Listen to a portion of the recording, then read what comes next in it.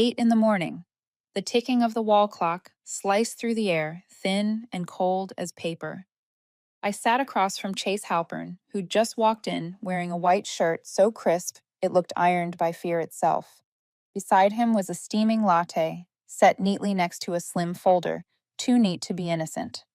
I'd been with Ardent Technologies for 15 years, long enough to know that when a young CEO shows up before you do, smiles, and says he has a small matter to discuss, it's never small. Chase spoke with the kind of confidence only the untested have. He talked about the future, restructuring, vision, efficiency, buzzwords lined up like soldiers in a sales pitch. I didn't interrupt. I even smiled when he said modernization. I'd heard it too many times to count. It was the first symptom of decline. Clara, he said, pausing just long enough to fake sincerity. The board believes we need a more dynamic structure, a new generation of leadership, and perhaps it's time for a transition. Transition. The polite synonym for execution. He was firing me, sugar-coated in corporate civility. I didn't ask why, didn't argue, didn't stall. Every word he spoke had already been written in my head long before he opened his mouth. I was just curious how he'd phrase it, how he'd sound most self-assured while twisting the knife. When he slid the paper toward me, I recognized the handwriting. HR's assistant, the same woman who'd emailed me last night, wishing me a productive morning. Every detail was perfectly arranged, like one of the spreadsheets I'd built for him 2 months ago. I picked up the pen, glanced at the last line. Effective immediately. And I remembered Elliot Ardent, the founder, telling me late one night in the old office, integrity will outlive us all. He'd been right. Integrity lasts longer than titles, longer than the men who think they hold the power. I signed. Not a word. Chase exhaled, like a man relieved to survive a difficult task. He murmured something about a smooth transition, about how the company valued my contributions. I heard the pen tap the table, the soft scrape of his coffee cup moving aside, the chair legs brushing the floor as I stood. I looked straight at him. No anger, no smile, just silence. People like Chase fear silence. His lips parted, maybe to offer one more platitude, but I stopped him with my eyes. Nothing more needed to be said. I walked out, down the glass corridor where younger employees hunched over their screens. No one looked up. Within 10 minutes, they'd all hear the news. They'd whisper, then go back to work like nothing had happened. The world keeps turning, but I knew. Something had just shifted, ever so slightly, off its axis. Outside, the morning mist still lingered. I paused by my car, pulled out my phone, and checked the meeting log. The irony of technology. Everything leaves a timestamp. The meeting started at exactly 8 and ended at 8:17. I opened my Notes app and typed a single line. Termination confirmed. 8:17 a.m. I saved it under my private account, completely outside the company network. Old habit. Elliot had taught me long ago, every action needs a trace, and every trace can become evidence. When the engine started, soft piano music filled the car. I sat there for a few seconds, my hand resting on the wheel, breathing steady and calm. No rage, no fear, just a precise, focused stillness. Like the clock had just hit a mark I'd been waiting for. He thought he'd ended an era. He didn't realize he'd just triggered what Eliot once called the moral chain reaction, a self-protecting system built into the company's foundation, something the new generation never understood because they never bothered reading the fine print. I drove away, leaving behind the glass tower shimmering like water under the morning light. No one knew what was on my mind, but inside, gears had already started turning. He thought he'd fired me. In truth, he'd just started the countdown. I pulled over, turned off the engine, and watched the sunlight slide across the windshield. Everything was quiet, except for the faint ticking of the clock inside the car, reminding me that time was already moving. If you're listening to this, maybe you've been in that moment too, when someone thinks they've erased you, but all they've really done is give you a reason to begin again. Tell me, where are you listening from? And if you believe revenge is best served with intelligence, not anger, hit subscribe and stay with me. Because what happened after 9 that morning was only the beginning.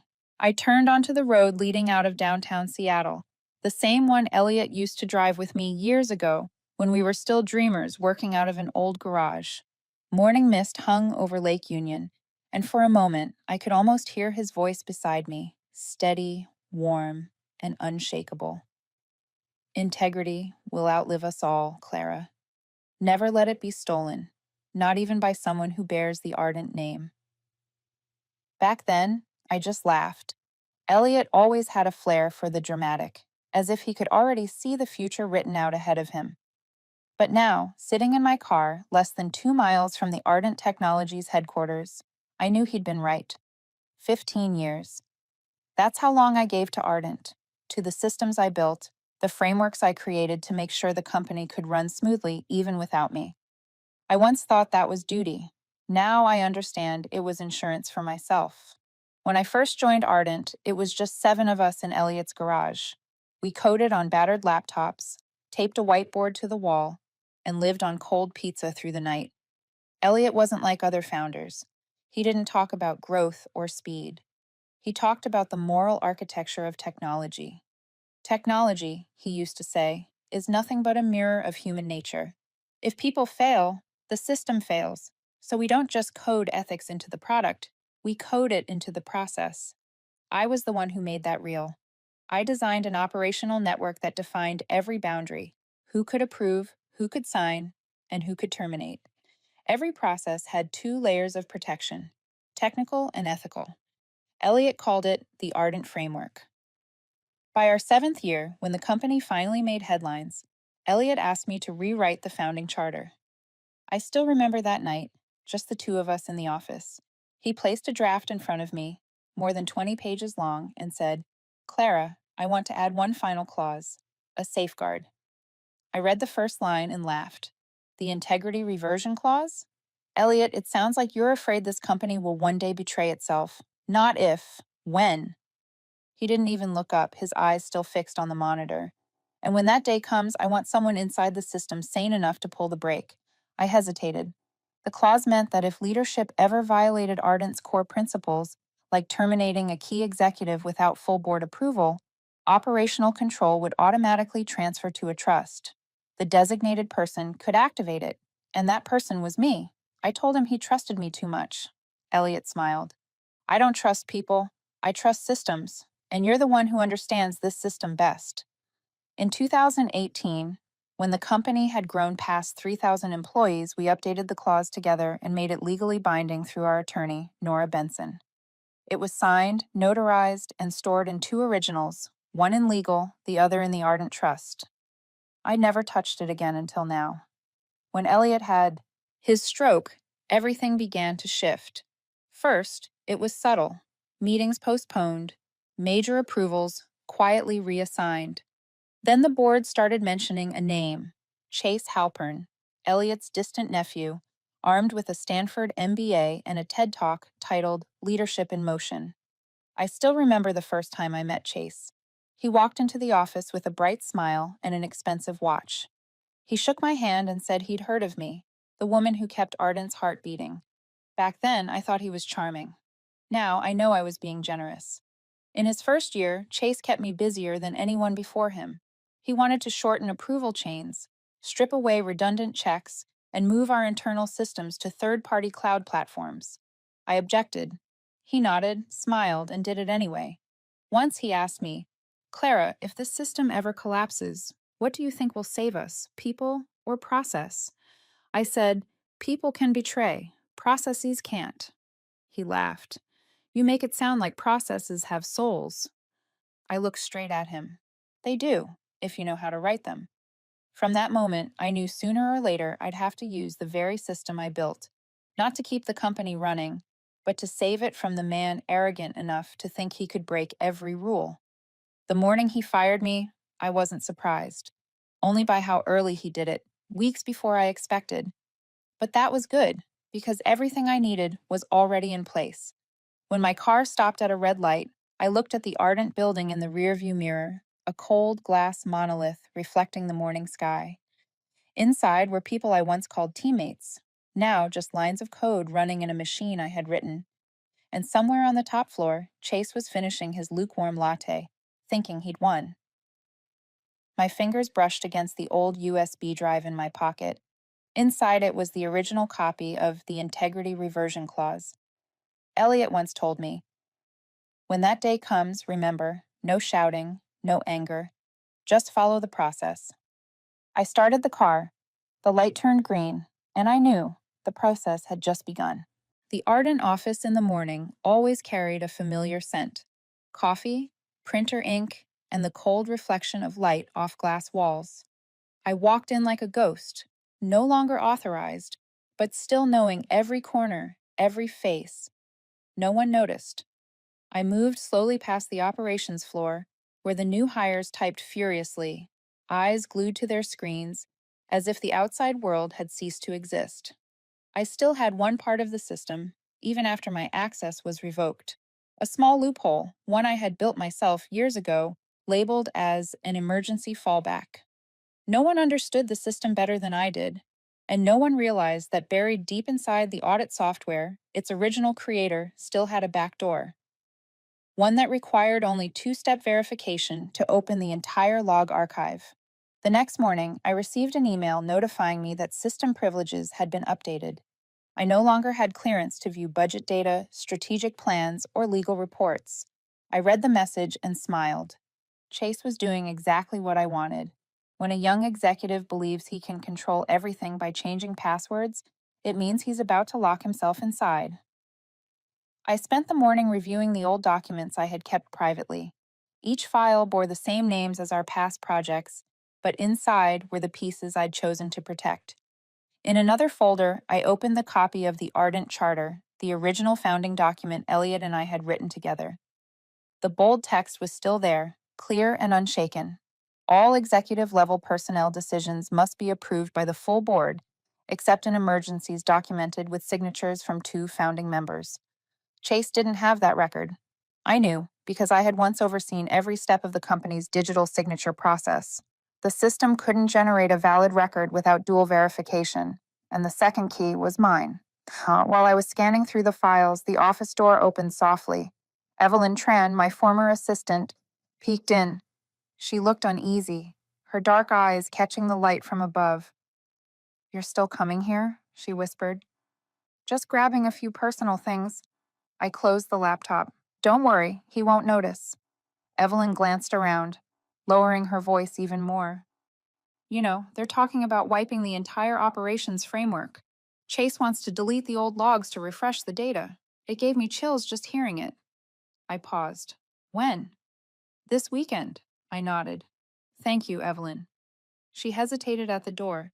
"I don't want to get involved, but if you need anything from the system, my temporary access still works until the end of the day." I looked at her long enough to remember that even among the restless young, some still understood what was right. I'll remember that. When she left, I sat alone in the dim light, reopened my laptop, and clicked on the last folder. Its name was simple: Continuity. Inside was the file no one remembered, the Integrity Reversion Clause. I hovered over it, my pulse steady. When I clicked, the screen flashed. Access confirmed. AR01E. I exhaled slowly. The authorization still worked. Elliot had planned further ahead than even I'd guessed. The clause wasn't just legal text, it was an automated sequence, linking HR, the company trust, and legal operations. Once triggered properly, it would notify the Ardent Trust Council and mirror all current executive data for safekeeping. I read through every line again to ensure nothing was missing. Elliot's signature trembled slightly, but it was still firm. Next to it was mine, clean and deliberate. By the time I closed the laptop, sunlight had begun spilling through the glass. Outside, Seattle was waking up, the streets filling with people who had no idea that just hours earlier I'd been cut out of the place I built. But I wasn't angry, I was alert. At noon, I sat in the cafe below the building, the one Elliot used to love. My Americano cooled slowly, and in the dim reflection of the glass, I saw my own face. A woman in her 40s, calm, eyes steady, untouched by bitterness. I knew better than anyone, when they call you obsolete, that's when you finally have time to prepare. They think you've been replaced, but they forget. You're the underlying code, the part they can't erase. I opened my phone and typed a short note. Clause verified, system confirmed, ready. Outside, a light rain began to fall. I stood, pulled my coat close, and before leaving, looked up toward the top floor where Chase was sitting with the board. The glass glowed under the lights, hiding their faces, but I could imagine his smug expression as he talked about modernization. Go ahead, Chase, I murmured, because I've programmed the system to hear every word you say. Then I walked out, not looking back. In my mind, only one sentence echoed, sharp and precise as the ticking clock from the morning before. It was time for the process to begin. The next morning, Seattle was wrapped in a thick, heavy fog, as if the entire city refused to wake up. I rose earlier than usual, brewed a cup of black coffee, and sat by the window, watching the mist thin across the skyline. Everything in my mind was arranged neatly, one step after another, like a sequence of commands waiting to be executed. On the table, the old silver USB lay beside a thick folder. I'd reviewed it countless times through the night. Every signature, every notarized seal, every annotation, flawless. Elliot once told me, when a system is built right, it will defend itself. People only need the courage to flip the switch. Today, I would flip that switch. I started the car and drove toward the notary's office by Lake Union, the same place where Elliot had signed the final section of Arden's charter back in 2010. The air inside the car was so still I could hear my own heartbeat. Not anxious, just focused. I knew that one wrong move could nullify the clause forever. The office looked exactly the same. Dark wooden walls, warm yellow lights, the faint scent of new paper. Mr. Bernard, the elderly notary in his 60s, looked up as I entered. He smiled gently, the kind of smile that belongs to someone who already knows what's about to happen. Clara Hayes, he said in his gravelly voice. I was wondering when you'd be back. I came to re-verify an old file, I replied. The one Elliot signed with me. I believe you still remember. He nodded, adjusting his glasses. Of course. He called it the company's final insurance policy. I placed the folder on the desk.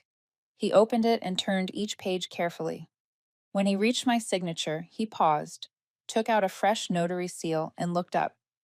Are you sure, Clara? Once I stamp this, there's no going back. I met his eyes. If Elliot were alive, he'd do the same thing. He didn't argue. He simply pressed the seal, signed, and slid the file back toward me. I took the USB, plugged it into the computer on his desk, and logged into the Ardent Trust's secure portal. The familiar black screen appeared with white letters. Enter access code. I typed AR01E. Verification required. I opened my two-factor app, scanned the barcode. A soft beep echoed. Then the screen flashed. Integrity reversion clause. Status, pending activation. Just as I was about to confirm, the screen flickered and went dark. I frowned.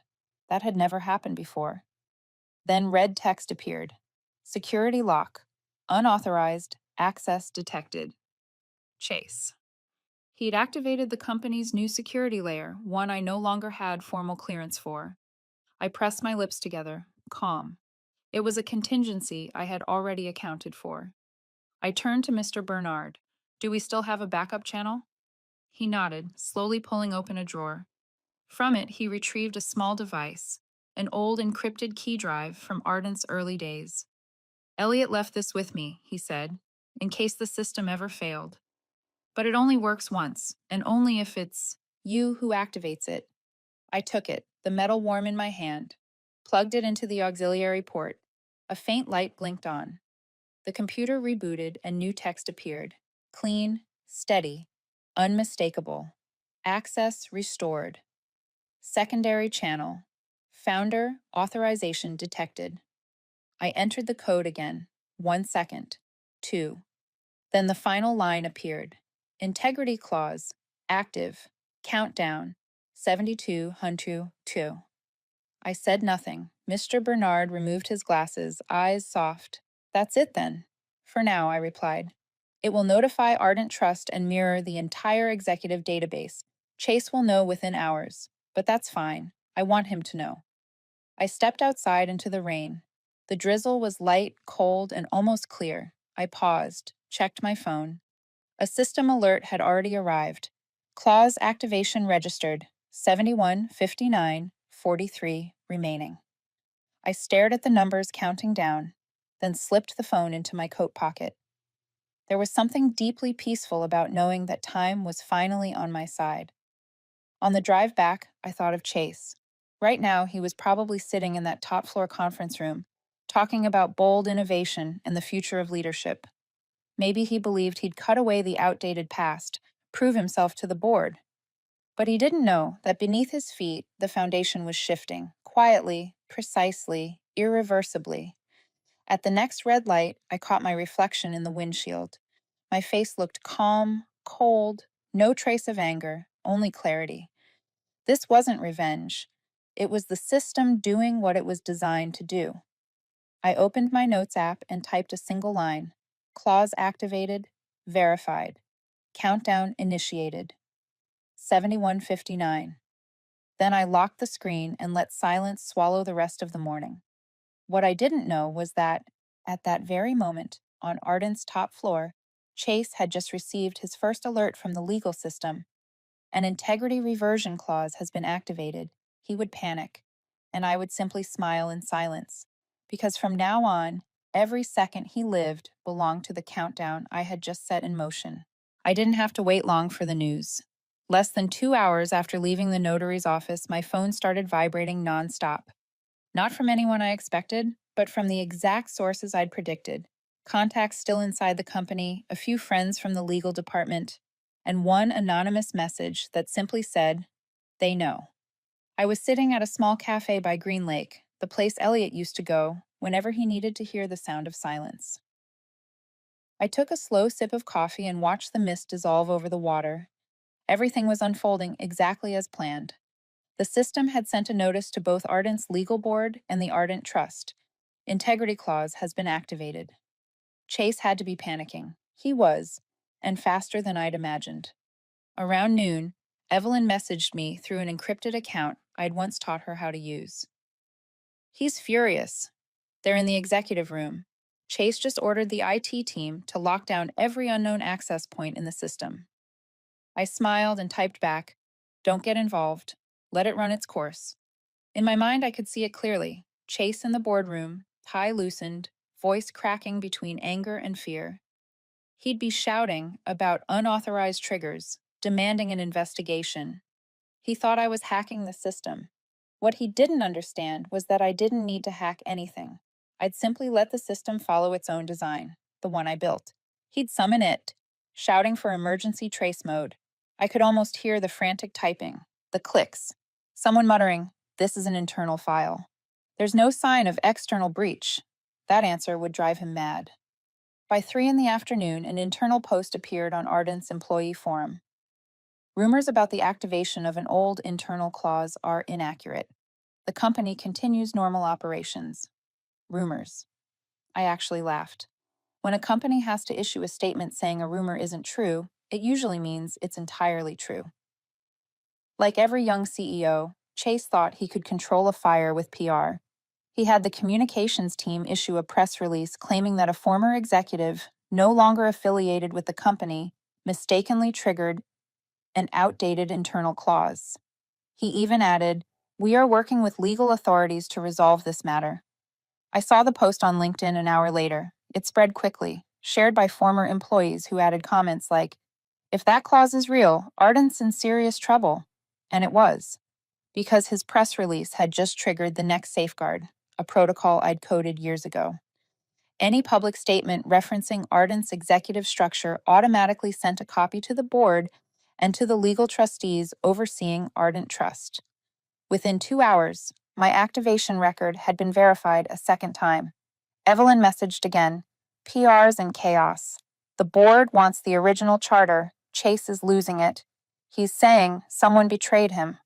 I replied, "No one betrayed him. He's just talking." Too much. I remembered the day he'd smiled at me and said, Clara, the company needs to modernize. Everything's too slow, too rigid. I'd told him gently, slow isn't weak.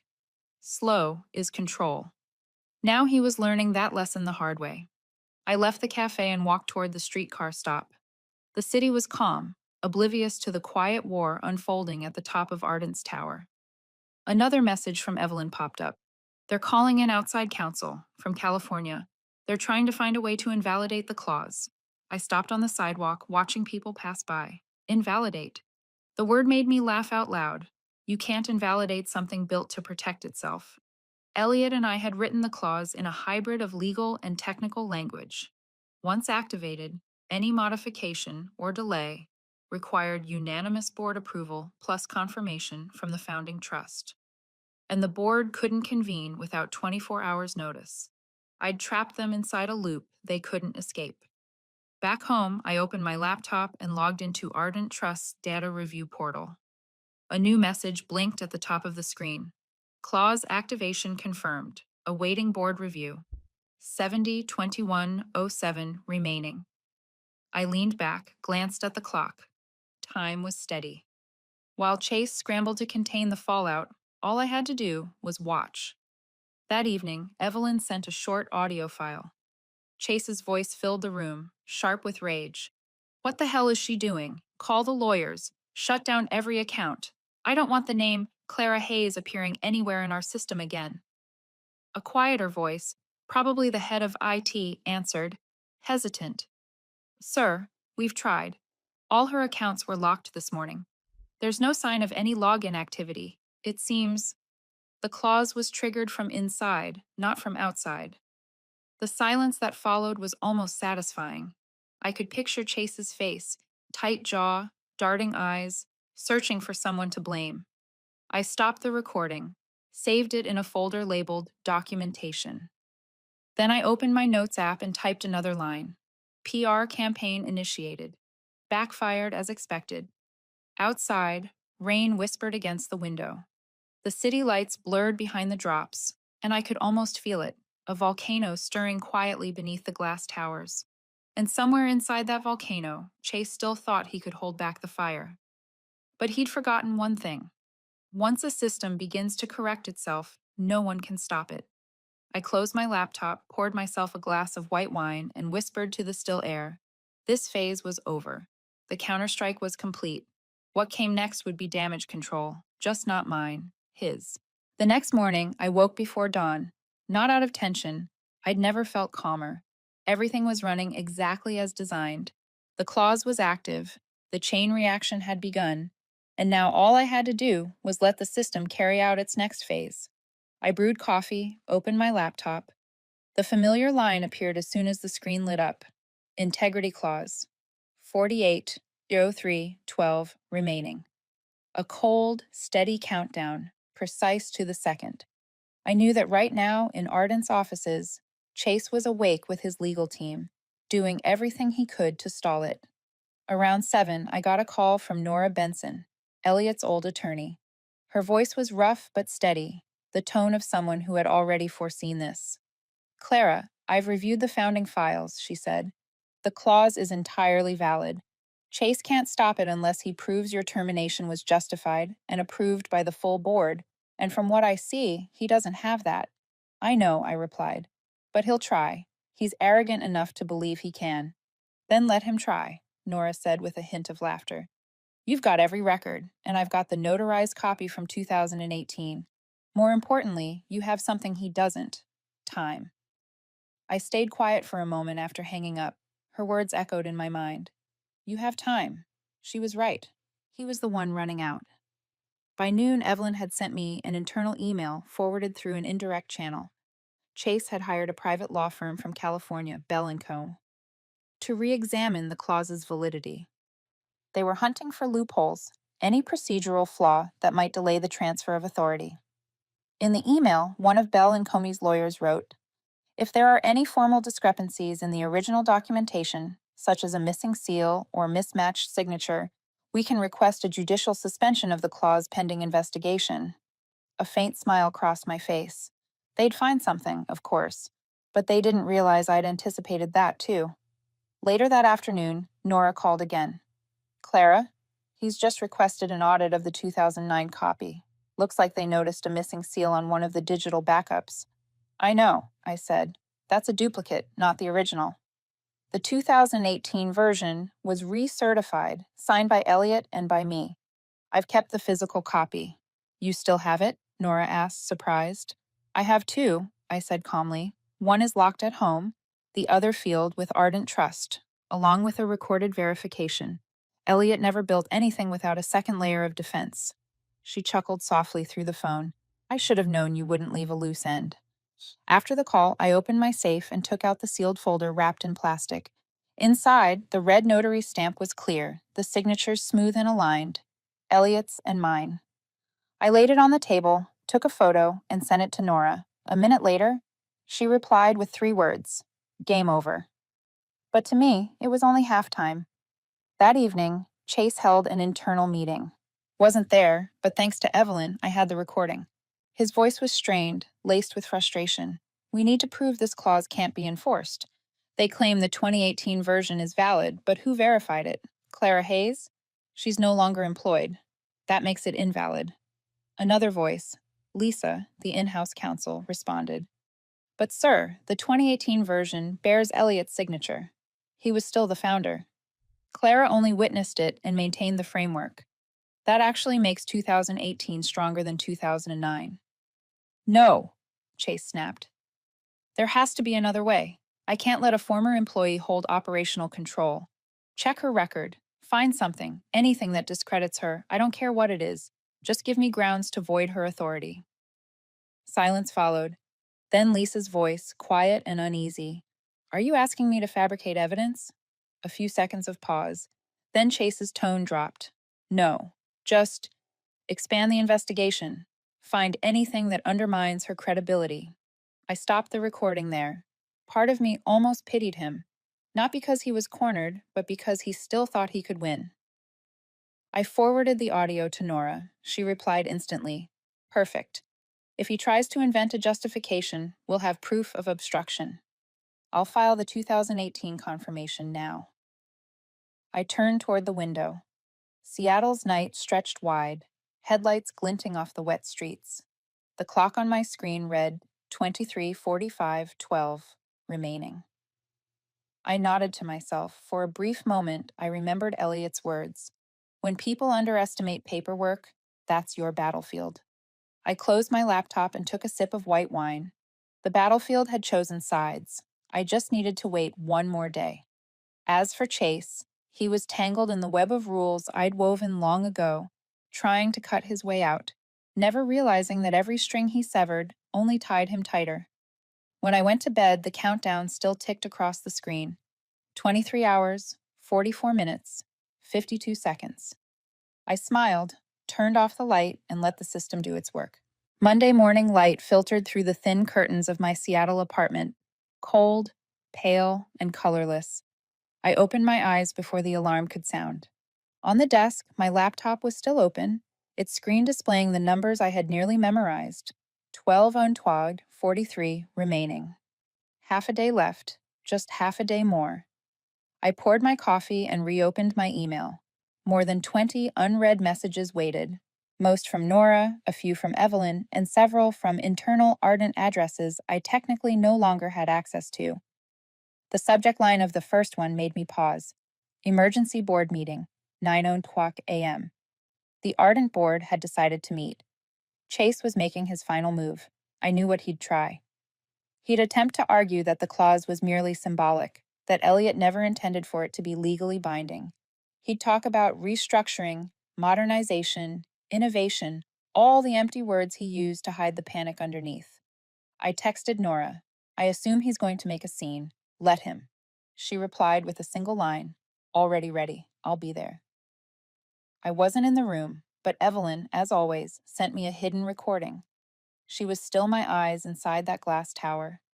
Chase's voice came first, sharp, strained. We all know why we're here today. A former employee has exploited a loophole in an old charter clause to threaten this company's stability. I want the board to understand that this clause holds no legal weight. It was written under a completely different context. when Ardent was just a small startup, not the global enterprise it is now. A female voice interrupted, Lisa, the company's in-house counsel, but the clause was updated in 2018, signed by Elliott, and reaffirmed in the Ardent Trust files.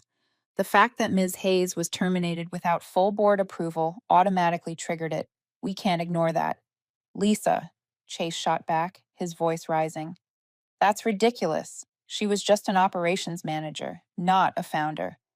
Elliott never intended to give control to an employee. Then came another voice, board member Mr. Laird. Do you have proof of that? Because I have here a note from Elliott dated 2019, where he wrote, Clara understands the system better than anyone. If things ever go wrong, she knows how to restore them. A silence followed. I could picture Chase's face, eyes wide, lips pressed tight, trying to swallow his growing panic. He finally managed, with forced calm, with all due respect, that's a personal note, a compliment, not a legal directive. Then Nora spoke, her tone composed and precise.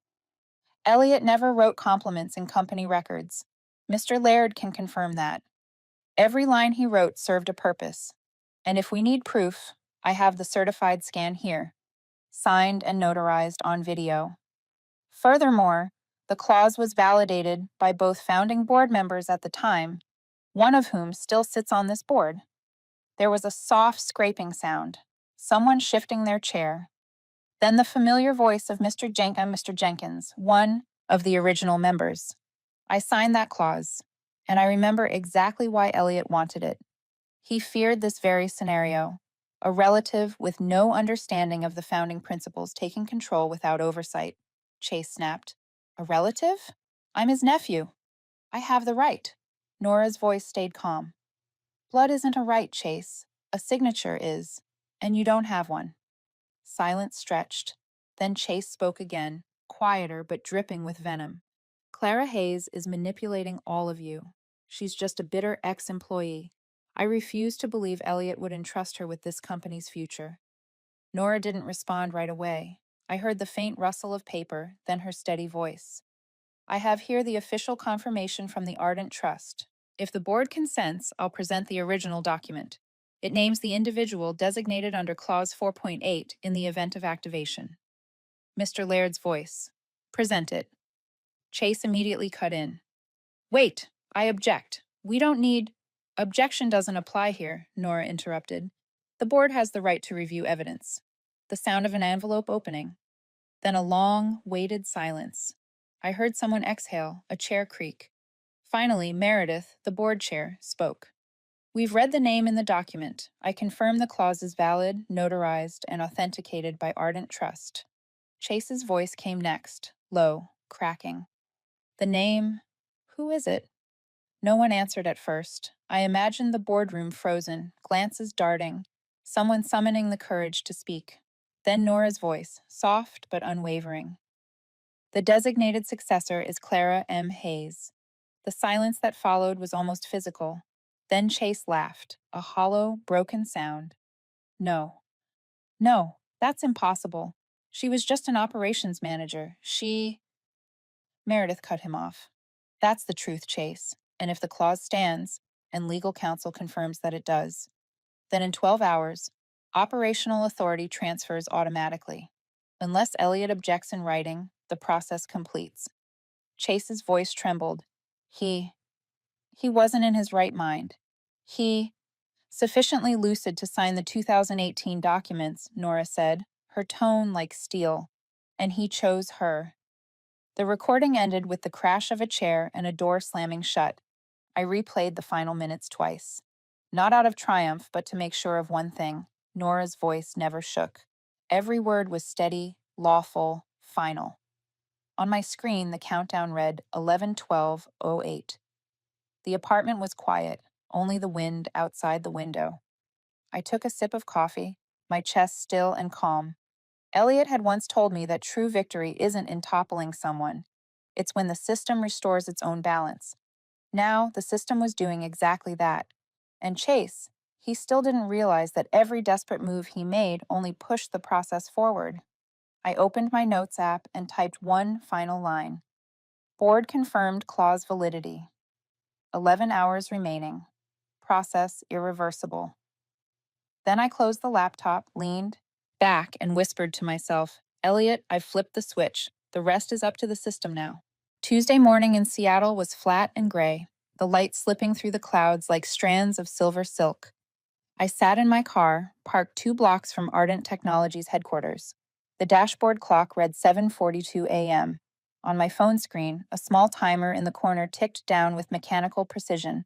001806 remaining. 18 minutes. Just 18 more minutes, and the clause would complete. I stared at the glass tower ahead, the place that had once been my entire world.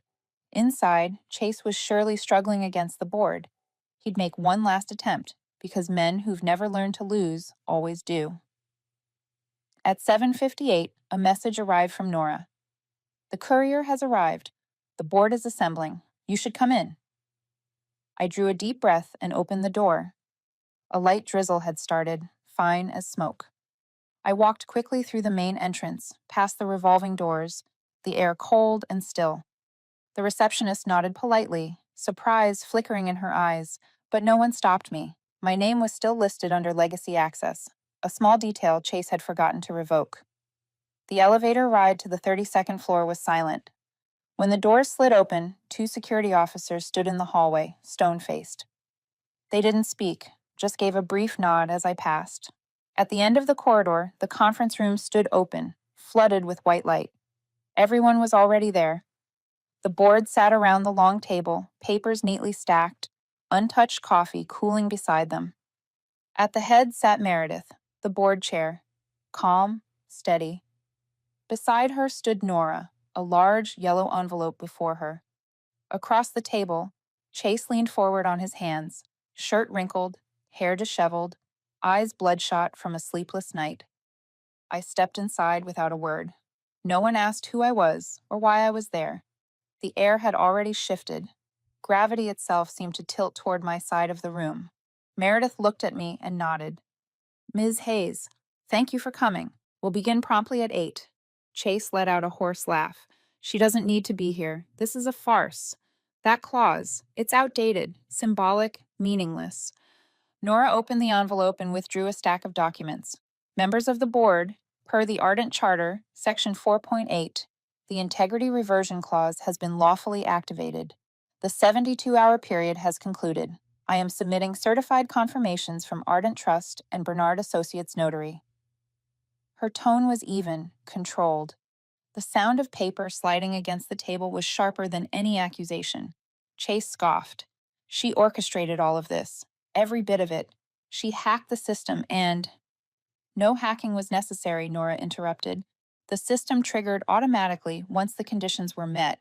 Ms. Hayes merely completed the procedure that Elliot Arden himself authored. And as of now, the clause holds full legal authority. Meredith nodded. I have reviewed all materials.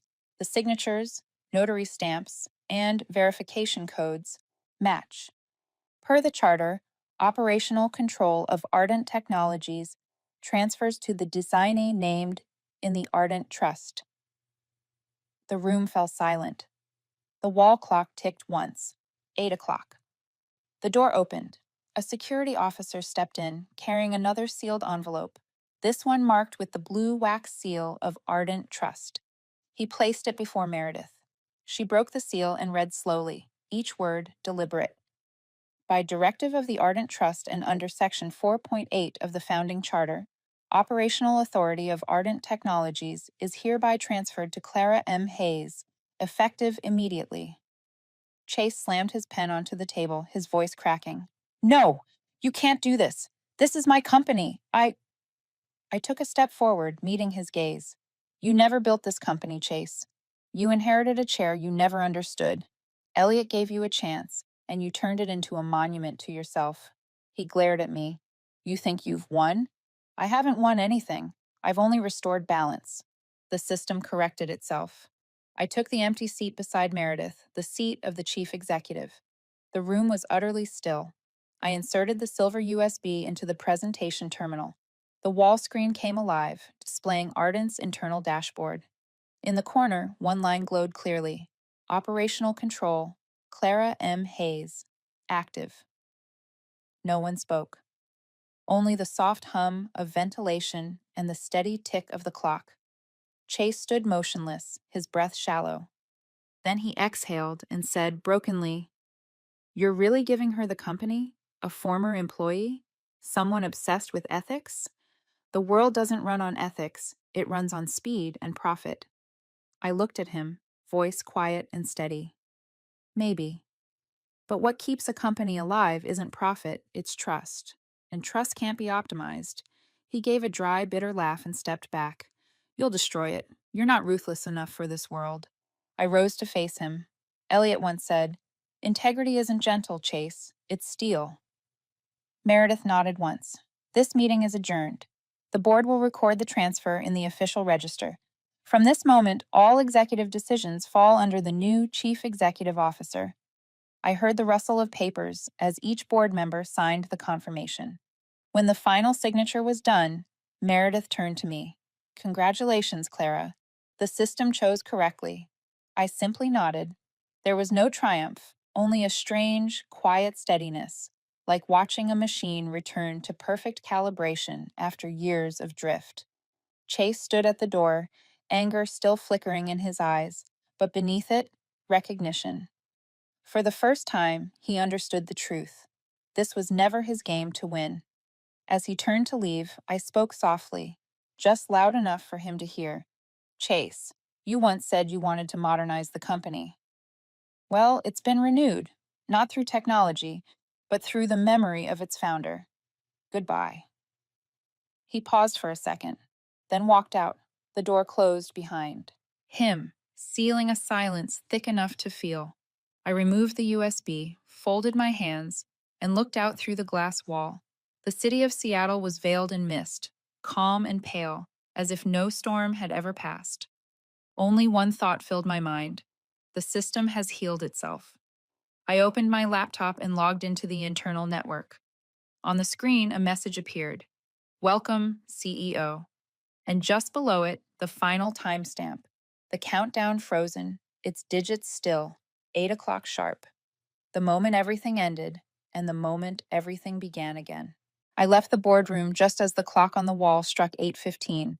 The hallway stretched ahead, light reflecting off the glass floor in soft, shifting bands. The younger employees I once worked beside lowered their heads as I passed, not out of obligation, but because they could feel that something fundamental had changed. On the lower floors, the communications department was in chaos. A small crowd had gathered around the main screen where the breaking news headlines scrolled across the ticker. Ardent Technologies announces leadership transfer. New CEO, former operations director, Clara Hayes. The words rolled by, like a dream I'd already lived once before. Evelyn was waiting for me in the lobby, her expression a mix of disbelief and relief. She handed me an envelope. "This is from Nora," she said softly. "She told me you should read it once you're home." I nodded. "Thank you, Evelyn, and thank you for staying when everything started to fall apart." She smiled faintly. "I just followed the person who understood this system better than anyone else." Outside, the Seattle air was cool and clean. The rain had stopped, leaving behind the scent of wet concrete and cedar. I stood on the sidewalk for a few quiet seconds, looking up at the glass tower reflecting the pale morning light, the place where I'd spent nearly half my life building something that still mattered. In front of the building, Chase's car was gone. I knew he wouldn't come back. He was probably talking to lawyers, convincing himself this was temporary. But he would learn soon enough. There is no temporary in a system built for permanence. When I returned to my apartment by the lake, the sun was high. I set Nora's envelope on the table, brewed a cup of ginger tea, and opened it. Inside were two items: a certified copy of the official transfer from Ardent Trust and a small, handwritten note from Nora. The message, neat and slanted, read, "Elliot once told me that if the company ever lost its direction, the only person clear-headed enough to bring it back was you. He called you the Guardian." I think he was right. I set the note down and leaned back in my chair, eyes on the rippling water outside. What I felt wasn't joy, it was stillness. a quiet depth. Maybe after all these years, this wasn't an ending at all, but a recovery phase, like a system rebooting after a long shutdown. That afternoon, I went back to the office. No one asked me to, but Ardent had been my home for almost 2 decades. I entered using my old badge, and the gate slid open smoothly, as if it had never been locked. In the executive suite, nothing of Chase remained except a forgotten coffee cup. I set it on the tray and powered on the central screen. The interface glowed to life, and in the top corner, a message appeared. Welcome back, Clara. Integrity mode active. I opened the internal communications hub. Hundreds of unread messages filled the screen, many from people who had once stayed. Silent, now sending short notes. Welcome back. Hope we can rebuild. Thank you for keeping Elliot's vision alive. I didn't reply to each one. Instead, I opened a new message and began to type a company-wide announcement. Subject: Steady hands, clear eyes. Ardent will not return to the past, but we will not rush blindly into the future either.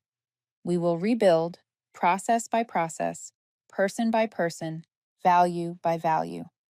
Not through fear, but through integrity. If you still believe in the reason you chose to be here, then begin again with me. Clara Hayes. I hit send. The alert echoed across every device in the building. Within seconds, the lights across Ardent flickered on in unison. Not in celebration, but in balance. On the main display, the system status updated.